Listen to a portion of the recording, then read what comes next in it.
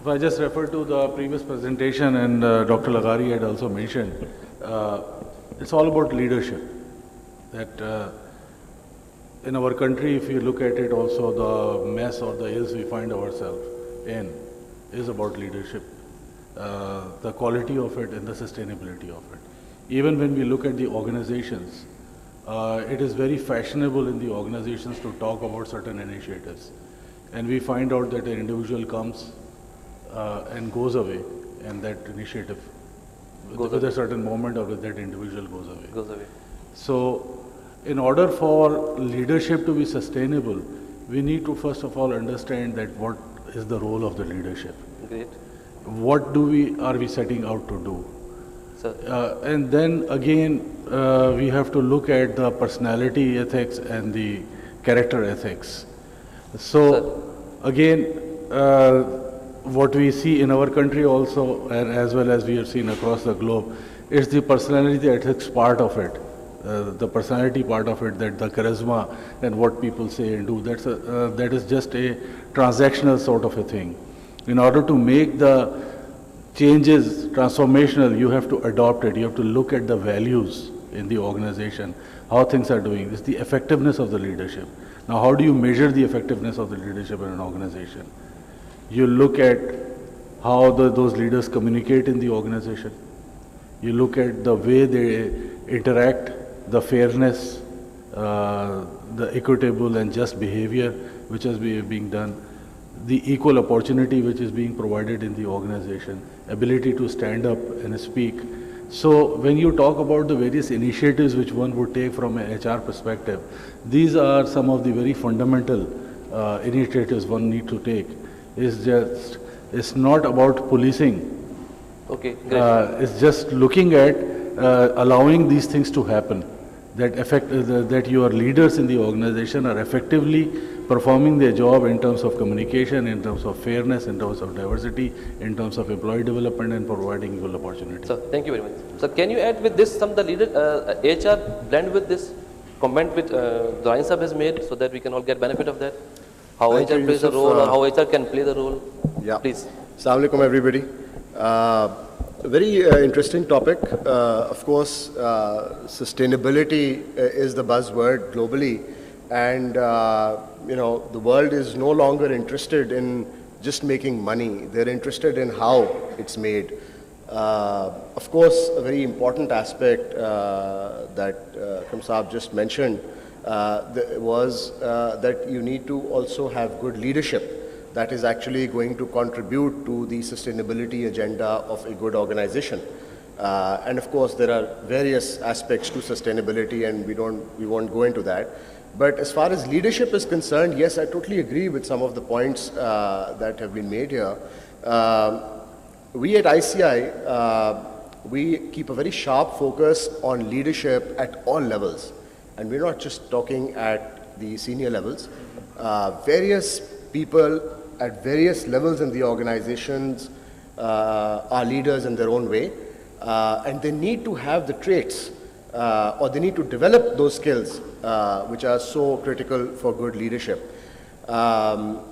Just going into something very specific as something that organizations can look at, and in fact, a lot of times this aspect is ignored. We generally have a fairly good performance management system in organizations in Pakistan. Typically, organizations will use a bell curve for performance ratings, and this is also a very sensitive sort of a topic also.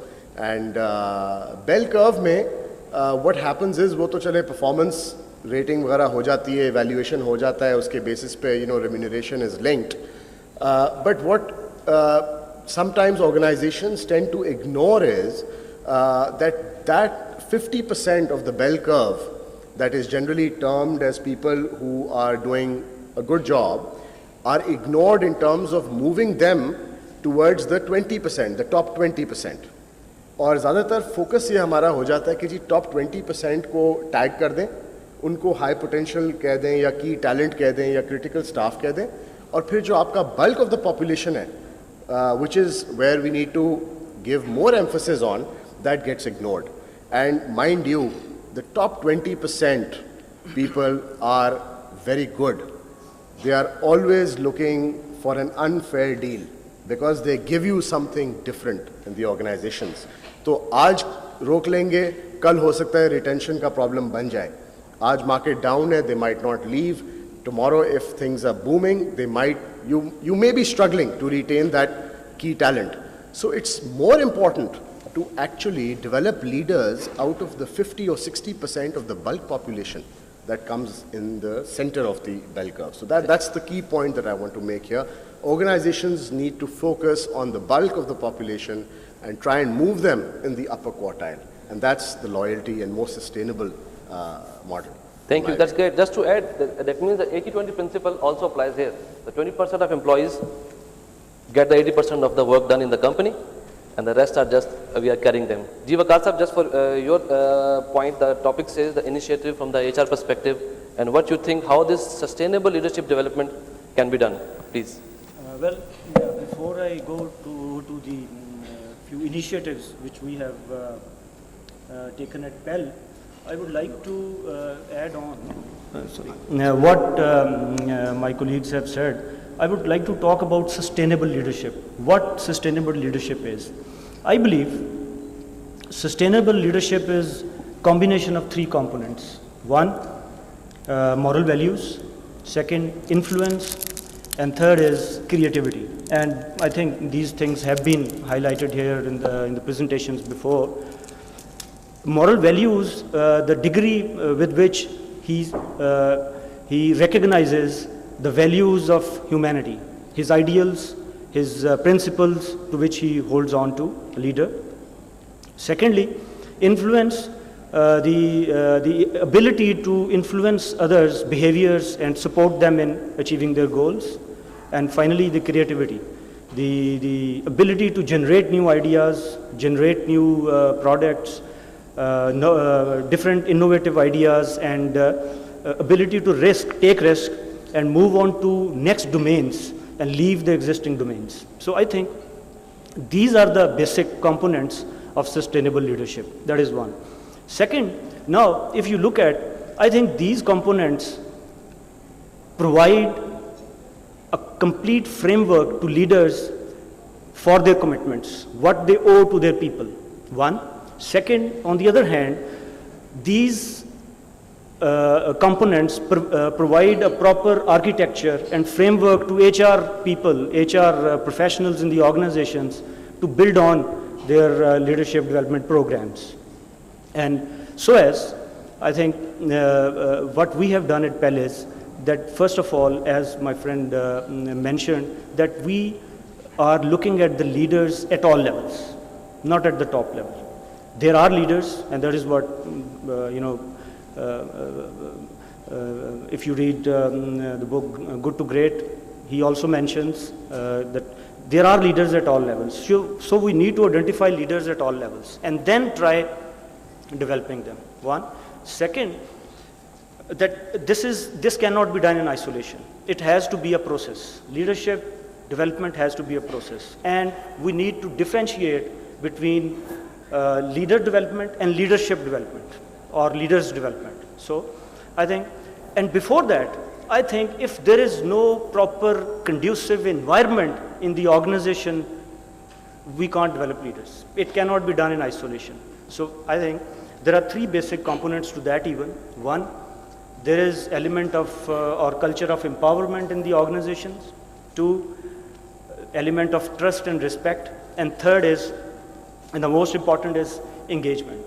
Employees are engaged, they trust each other, they have respect for each other, they have respect for policies and procedures and practices in the organization.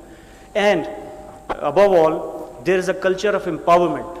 So I think before we start focusing on developing leaders or sustainable leadership, I think if organizations can look into these areas, they create that atmosphere and environment in the organization, I think the rest will follow. Development of leadership or sustainable leadership would be Thank you, much Waqar. easier. Waqar sir just mentioned the empowerment part. In one of our previous company, we came up with the notion that people are so responsible in the company,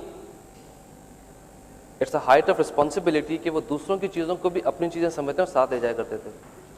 तो sir उसको भी major करना पड़ेगा, empowerment कहाँ तक देनी चाहिए, responsibility का लेवल क्या होगा. रईस साहब, coming to you, both of my colleagues talk about leadership at different levels. We have been talking about in some last 4, 5, 7 years, generation X, generation Y and all that stuff. There is a new generation, or people have shifted towards that, that's generation M, the multitaskers. And now the challenge here is this generation M and then the leadership development and the process part Waqar sahab have mentioned. How do you phrase that and shape that, and can you share anything Habib Bank is doing on that? Yeah, thank you. It's a pleasure to be here. Some thoughts that have come up from my colleagues are really worth appreciating. They've shared their views. First, we need to understand, coming in from Dr. Lagari's presentation also, leadership is not a designation, it's not a title, it's not a grade, it's not a level. We need to understand that it is an attitude, it is a behavior. Now, the responsibility of organizations, HR, of course, plays a primary role in line with the senior management of the organization, how we sort of make an enabling environment within the organization to meet that end. Coming to the point of multitasking, it's a very important element that's come in now with the technology and process reengineering coming in, where all the back-end processes are now automated. So, giving you an example, in the financial industry, in banks, for example, millions of transactions that take place during the day are reconciled at the back end in the support function, office, operations by the end of the day. But customer interaction, delivery of products, customer service, these are the key elements that have to be managed.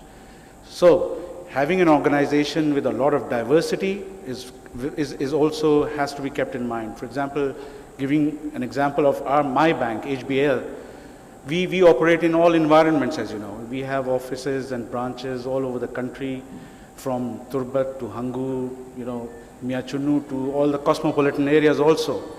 But then the customer needs, the customer focus has to be identified.